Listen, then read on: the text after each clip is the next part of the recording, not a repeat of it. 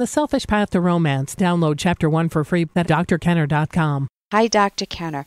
I just can't feel anything. Happiness? Love? What does it mean? I'm not a happy human being. Everything started when I was a kid. I'm an only child, and I always wanted to be accepted by my dad. He's never said he was proud of me or that he loves me. Nothing. Absolutely nothing. Since childhood, I've been trying to prove to my dad and myself that I am worth something. I left home in my teens, and I became a father when I was 18. I married and divorced a few years later.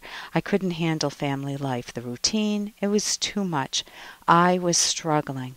One day, I packed my backpack, and that was it. I never came back.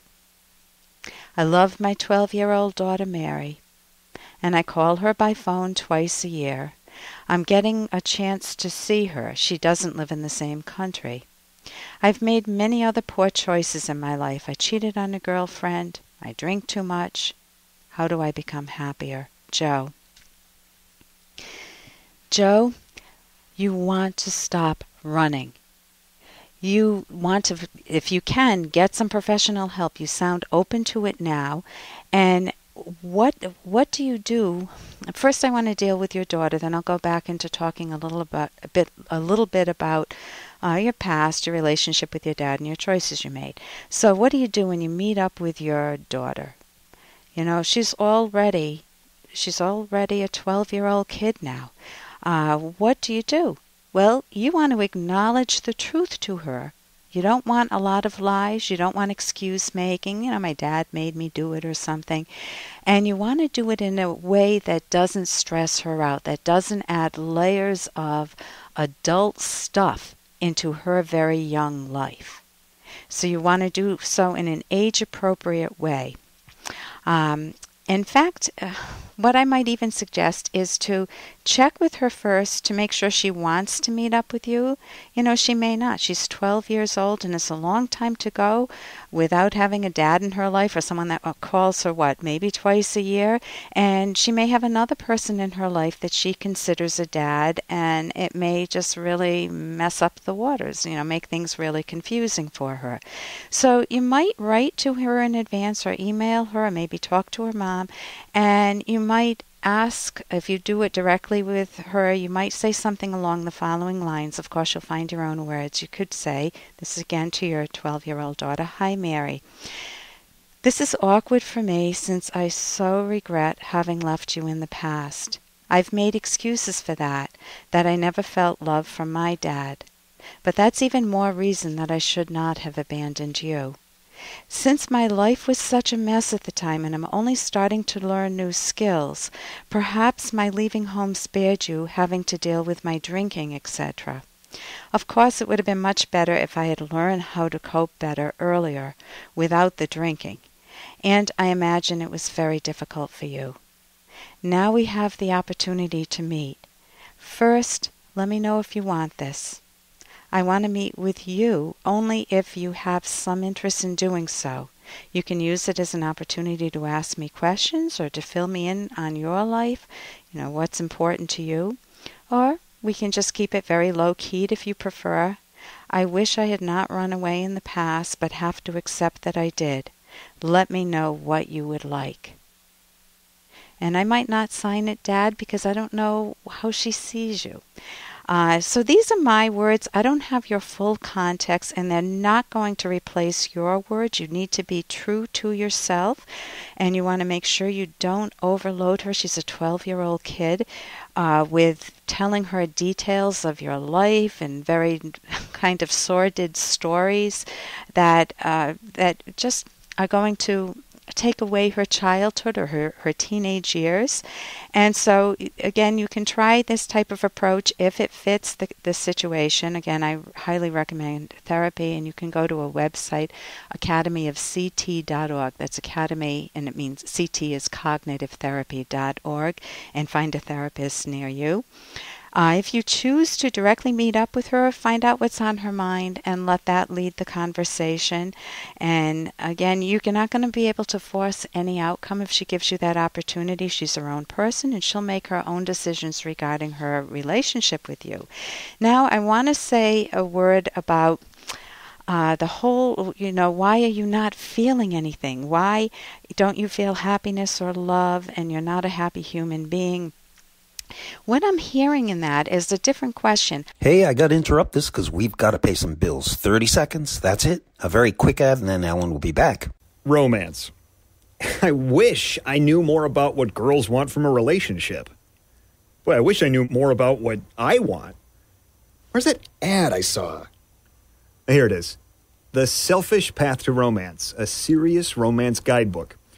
Download Chapter 1 for free at selfishromance.com and buy it at amazon.com. The Selfish Path to Romance. That is interesting. Now, I want to say a word about the whole, why are you not feeling anything? Why don't you feel happiness or love and you're not a happy human being? What I'm hearing in that is a different question. How do I build good character and discover psychological independence so that I don't keep coping by running away from responsibility and making very bad choices? So you are talking about self-esteem. And let's talk about your dad first. So your dad never said he loved you. He was hands-off, emotionally off father, and that is very painful for any child to have to live through. It doesn't need to destroy your life. You didn't get what Dr. Locke and I in our book, we wrote a book which you can get at my website, drkenner.com, drkenner.com. It's called The Selfish Path to Romance, How to Love with Passion and Reason. At the beginning, we talk about how to make yourself lovable. And it is wonderful when you get that psychological visibility from a parent. You have not done it with your own child.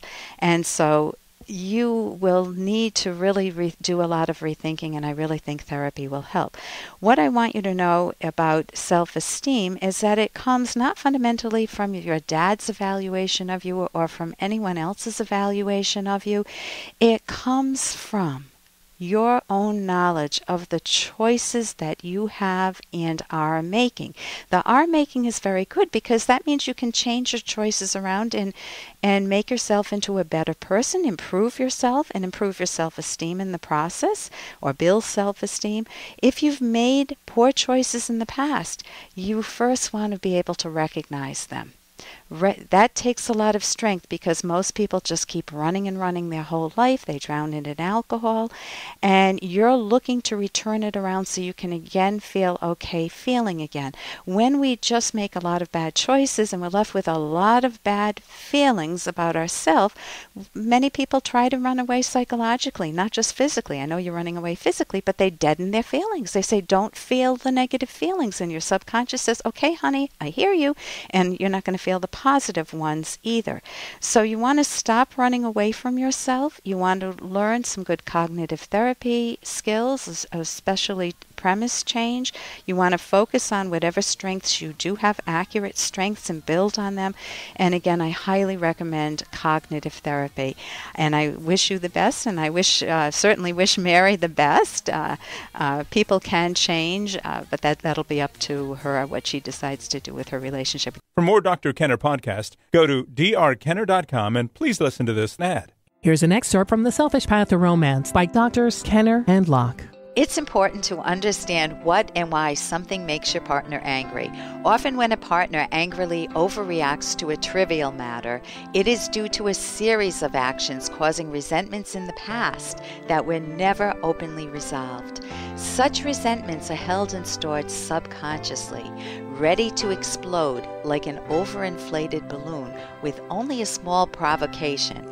Outbursts against a partner can also be the result of displacing anger caused by outside events, such as failure at work, onto a partner, which is obviously unjust. Anger issues must be fully resolved and then replaced by positives such as love, communication, admiration, gratitude, and caring if romance is to thrive. You can download Chapter 1 for free at drkenner.com, and you can buy the book at amazon.com.